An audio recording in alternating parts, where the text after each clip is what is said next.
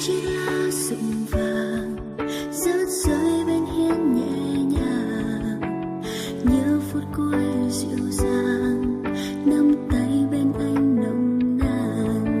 Đã xa một thời bên nhau, nơi chỉ còn mình em bước mau, và bỗng dưng mình em nỗi nhớ bơ vơ. Dĩ vãng đã nhạt nhòa, dấu yêu này cũng đã xa. Bóng dáng ấy giờ này biết đang vui nơi phương nào, vẫn riêng mình em nỗi nhớ luôn mong chờ